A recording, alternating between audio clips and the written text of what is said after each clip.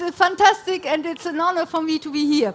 And first of all, I want to tell, before I speak or tell you something about visual music, I want to tell all those who are interested something about the certification, because I passed the certification and I'm a Maxon certified Cinema 4D teacher, instructor now.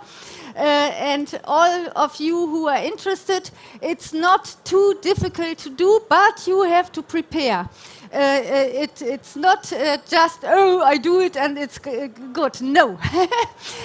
This test and this certification is on the world, or they did it because in the industry, the companies don't want that you know the software, but that you are able to use it in your daily work. And every request we get in our daily work and life isn't like a tutorial or something like this. We have to solve problems. And therefore it's good to be prepared in another way than just learning the complete software. We have to use it in a sovereign way. And therefore this certification test is done by the Maxon, and they talked with industry. There is the Adobe company directly. I see it here. You don't see it. It's in the back of the internet camera. And all these big companies want creators who are able to solve problems. So, with this said, I want to go. Hopefully it works here. Oh, so there we have. No, this is not. This is my academy. And I wanted to go to the Maxon site, otherwise I tell it now in theoretical. If you go to the internet, visit the Maxon website, there you will find in the navigation menu point train, or in German lernen, or learn in English. And there you find a part where it's written certification. And if you press down this key, then, or this button, then you will find once a test for yourself to reflect your knowledge. I did it myself, just to get a feeling on your learn way, how sovereign you can solve problems now. And when you finish that, there underneath there is a certification information with all the themes you should learn. And if you see, oh, what's that? I don't know what that is, then you will find links to tutorials or to the online help, and then you can read or look at tutorial just to get sure, or to ensure or sure that you will know this in theoretical when you do the certification. And underneath there is a contact which you can take to contact the Maxon company, and then you will get an email from them and make a date so that you can meet with one of the Maxon trainers, and they are all totally nice, kind, friendly and helpful. Don't be shy. I am always shy and anxious and afraid. No, no, no. Just do it and they help you if you are prepared. So you have to be prepared, that's important, but then they will help you. And when you passed the user certification with 100%, you can take this trainer certification. I did this. I wanted this. My academy didn't tell me to do it. I wanted it for myself, just to ensure or to get a feeling, am I good enough for what I want or what I teach? And now I know. Ne? I got a feedback from them, and therefore I am very grateful. For me, it's very important, and it helps to get jobs.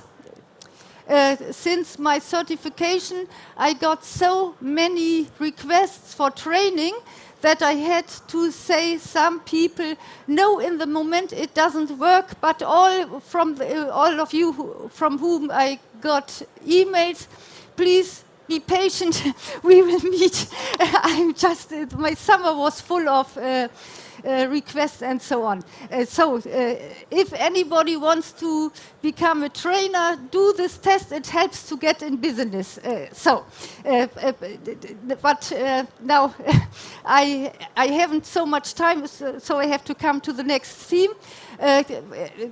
Karan just said, I'm Hanna Nordholt. I'm based in Hamburg. I'm qualified 3D animation filmmaker. I ran a company in Hamburg together with my lover. I think he's online. Hello, Fritz, I love you.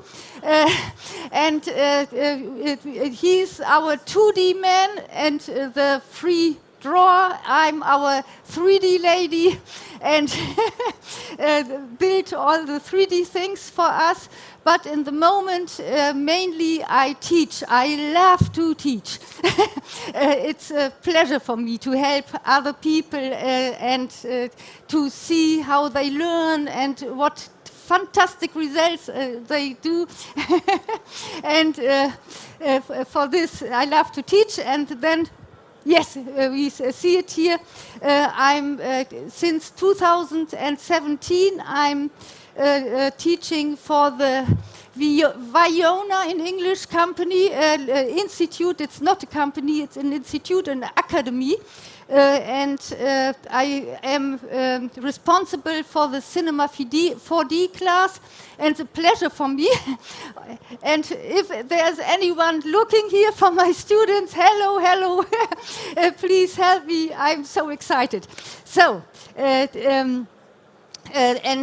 our company, our institute, our academy is now preparing a new department 3D, and it has a new name, and this is Burble. And our new Cinema 4D class will be in Burble, but it's the same as before. It's also our virtual online academy, short form acronym VIONA, or VIONA in English. And this is new, and you can learn Cinema 4D. If you want, you can try to get certified by me or by some of the Maxon trainers, we will prepare you. We will help the Maxon company to prepare users who are able to solve problems. That is the important thing. Not just learn the software, but be able to solve problems. This is the Burble company, and here is where you can get contact to our courses. Please don't hesitate and do it.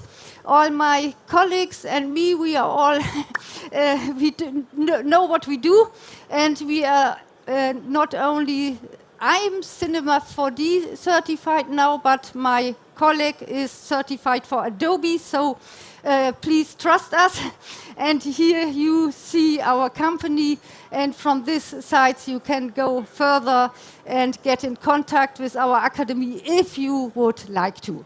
So now I put this away, and next thing would be here I have prepared a little demo reel, and it's passed into three snippets. The first is all very short snippets from the time I prepared for the certification. And if you think, oh, I know this was done in a tutorial by Lionel Wickidomini, I say yes, I watched this and did it myself afterwards. But I will start now. This is a little short thing from preparation for the certification. I watched millions of tutorials and was every week online. The Maxon family knows me. This is Hanna from Hamburg. I always make my chat come out. And so I play this. And if you if you see things you saw before in your life, it's in my sense.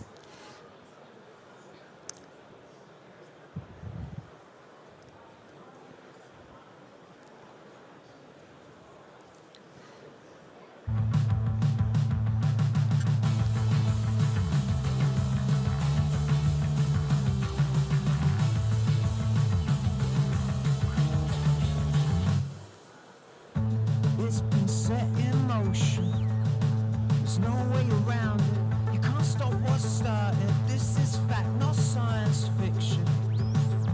Even though it might be hard, it might be endless sliding. Jonas knows from last year from here. We know. Kinda in a gig it forlorn. Kinda in a gig it forlorn. So now I stop. This was for the Maxon training team, and every snippet comes from a tutorial online. I'm just like an epigone. I watched the tutorials, did it myself, tried to vary it, to do it a little bit different. And then I thought, now I got it, what they wanted to tell me, and it's very helpful. Please watch this webinars. I learned more from them in the last years than ever during my studies or something else. They are really, really, really helpful. Please trust me. I know what I tell you. So the next thing are old snippets. One thing is dedicated to the theme or genre visual music. That's formed from experimental film. And this special thing I would show you is a very old short film done by Fritz and me. And it's dedicated to Friedrich Kittler. He died. He was a philosopher and was thinking about the connection between industrial development engineers and artists. And he didn't think about psychological phenomena in art history, but more in how inspires the development of technique, the artist, and the teacher. And I can tell it from my own. I'm very inspired in technological development, and I thank the Maxon programmers. You are fantastic. You inspired me so much in my life. And this is very old and black and white, but I start now.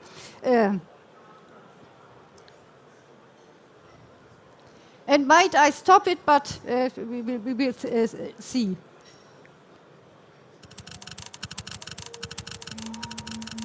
This is just a joke from me. In this time, they took paper and stamped it, and with this stamped paper, they drove mechanical piano, and I just made a joke with this high heel from the lady, from the legs, and then the transition to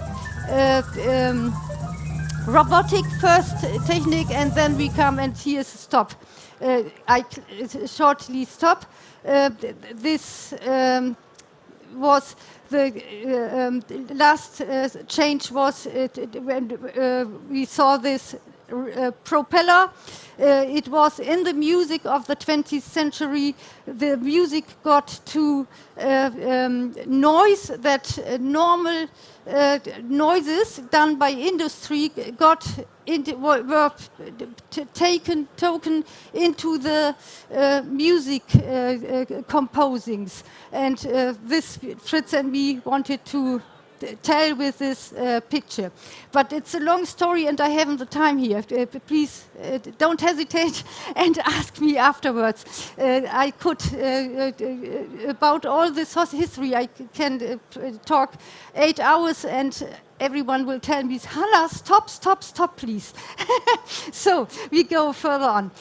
Now here come 2 snippets from my classes from the last years, and little experiments we did with the help from Cinema 4D and real-time filming and animation basics.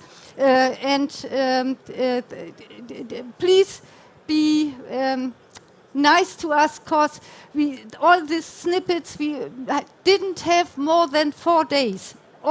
From the first take, thinking about an idea, put it into the machine, the computer, and so on. It's all done, it's knitted with hot needle. In German we would say mit heißer Nadel gestrickt, but in English this is Google Translate technique, what I do just here. So I started, and I think I will stop it because I haven't so much time, and I think I did everything too long. What you see here, the guy in the middle, and this traces and this little flops, this is all Cinema 4D, but we didn't use it in normal version, but in fake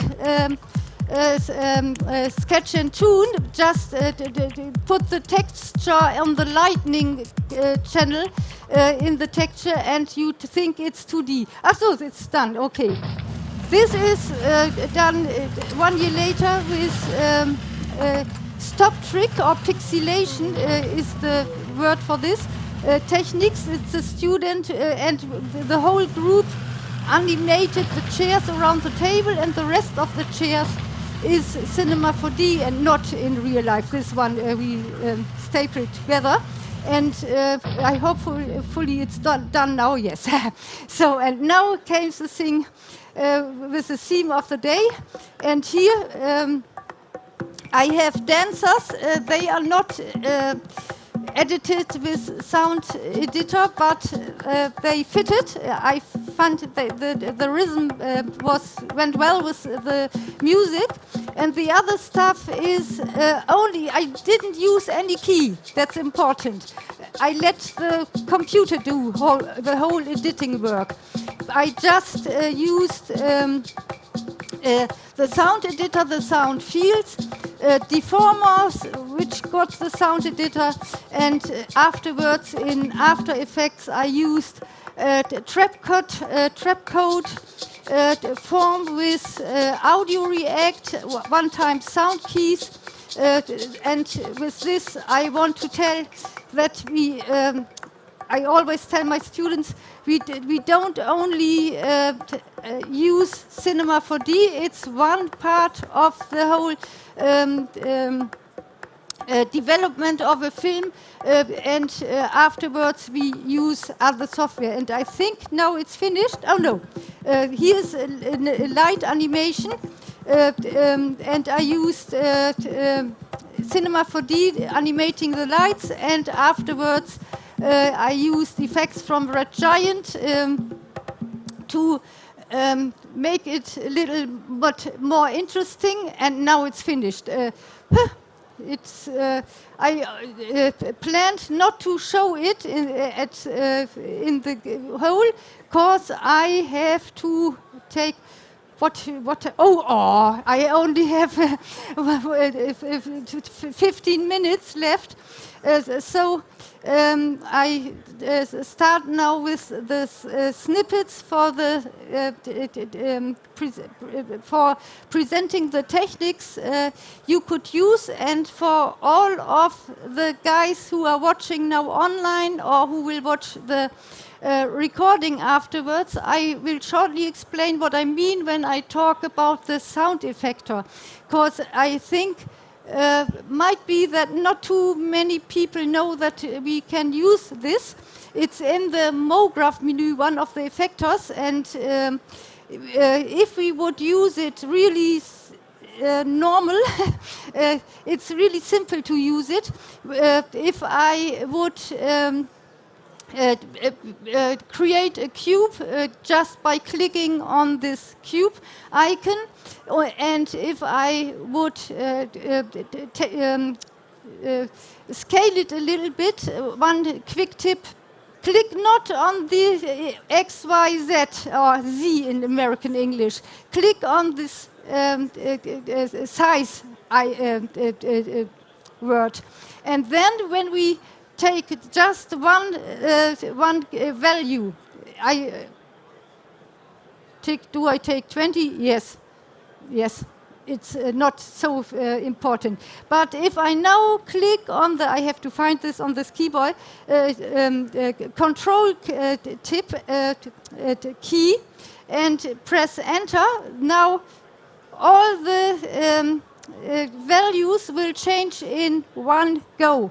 And now when we have got this, I put my finger on the Alt or Option key, and I create or click on the clone, because this is the next helpful thing. If we do it in this way, we have all the things we want to clone underneath the clone, so he's the parent of the cube. And now this is in grid mode, and this is the nowadays standard default preset. And if you want to change it, you could do that, but I have to, oh God, I have to look on the clock, not too long, because I want to explain the sound effector and not the cloner. I just do it in a quick way. For this preparation for this example, I just put it into radial mode, and if you would like to, you could, and you notice, oh, I always need this mode and not the grid. You can save your own preset, and if you put it then to the, I click on this, but I don't do it now. If you would say sound effector Hanna or what name ever, and you say I put it to the preferences and I put a category to this, sound effector or something like this that you can remember afterwards, then and click then on OK, then you can next time you find it in the preset menu and or in the asset browser, and then you can use this. It's very helpful if you have to work quick and effectively. So, but now I just want to change this a little bit. We are in radial mode now, and I want to increase the radius a little bit. Oh, sorry, I'm on the wrong thing. And 150 is enough, I think. And now I want just a few more clones. So enter. Yes, that's okay. Now I change the cloner now is in radial mode, and we have 15 cubes. I have the cloner. Now I want to explain the sound effector, and I have to fetch it. And the sound effector is one of the standard MoGraph effectors we can use. And I just clicked on the cloner, and if I now click next or create a sound object, then it's I find this in the effectors menu from the cloners. It's very helpful, but if you forget this, and I belong to the people who forget things like this, or in my normal user living. Sometimes I forget this. It's no problem. Because I don't find here the delete key. You could, if I wouldn't have this here, I could take it from the object manager and put it manual in this menu, no effectors field, no problem. But now, if you do it this way, I showed, then it's there. But it's not, it doesn't help us, because if I would now click on play, nothing happens. And why is that so? That's caused by the phenomenon that the really nice sound effector tells us, please, I want some sound. I can't work without any acoustic signal. And when we tell him, yes, you get it. No problem. And now the next problem is that I have to find my sound, and I'm so nervous. I have to... No, this is wrong.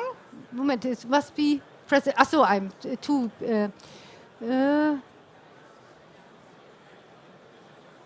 Can somebody help me? I'm in the user data. I found it. Sorry. So, and now it must be here, and then I have to use Latin. Latin, there. So, and then it's just egal. It's not. I just take one. I want to ensure that we hear some sound. It's not the problem which sound I take. Now, here in the sound effectors menu, we have a graph who is visualizing the sound, the amplitude, and the frequency, and we can adjust what we see there as a reaction with changing here the frequency. I think one sees when I put this above or down, and this is important that we adjust this menu, and underneath we have things where we can say the sound effector what we would like for reading the frequency and amplitude, the volume, and in the standard default is peak. We can say average, or my beloved mode is sampling mode is step, because now the whole amplitude will be visualized in the display. And I put it there, and in the graph I took, yes, I found this amplitude snippet from the sound, and now if I would play, you see that this curve is dancing a little bit to the music, and is reacting to the music. And that is the normal way to use this. And if you wonder why this is moving, the sound effect is in its parameters, has values for position. This is the standard, the default, and for rotation and for scale. And I now use scale because I want to switch the camera to make the look a little bit more interesting. And I choose the scale and the Z or Z value and take it to 5. This means that I multiply the size with 5. 1 is the normal size. 0 is the normal size. I'm in the scale menu, and then I can multiply this value in this vector reading, or how I should call this. This is not a math, not a real value from mathematics like 1 to 100 or something like this, but 0 is nothing and 1 is all. And if I multiply 1 with 5, then I have 5 times all. Oh, this wasn't very well explained. So I took this to 5, then I switched the camera to the mode, to the view from above. We have this in the viewport, this 4 normal views or standard views. And I go to this view and I see that the monitor is it's not a clean circle, but it's no problem for me in the moment. I just want to have another optic. Now we have this optic, and I change to zero shading. It was in wire mode, and I changed to zero shading, so I see all. And if we would now click on play, we can see that this clone is moving, or the cubes are scaling with my sound, and I could give a color to it, but I see I haven't the time for all this, and I have to improvise now and say, okay, then I explained just the standard sound effector, and I could say or tell you, if you are curious about all these, please contact me. You will find me on the Maxon training partner site, and get in contact to me. I love it to explain the visual music possibilities of this program, and I do it for free. No sorrows. no, don't be shy. Just ask me. I love to explain, and I love to help other people. But one little thing I want to do is now it's so white, and we could the effector has the possibility to use color, but I have to switch it on in the sound effector. In the parameters, I can say use the effector color, and now we see the normal default color of this menu. This is here, and there, if I say, "How is looking fantastic, but I want a little bit more color," then we can load a preset here, and just I take heat 2. So, and now we have more colors, and if I take here, I have to switch this a little bit to the side, and if I click on the first key, not, and then with shift on the second key not, and use now this little square rectangle grip. Oh, wrong English word. And press them a little, or scale them a little bit, so that they fit a little bit more with my. Oh no, I didn't get it. So I have to take this to the point. Yes, now we have it. If I take this grips, a little bit similar to the probe range, then I have a colored sound effector, and I can change this. I can manipulate this. I wanted to show you how to use the espresso editor, but I haven't the time. I have to stop now. I wasn't so good in calculation of my time here. Sorry. Please get in contact with me or watch the training channels. But if you get in contact with me, it's on the training partner site from Maxon, and I would be glad if I can help anybody. I love to inspire and to help other people.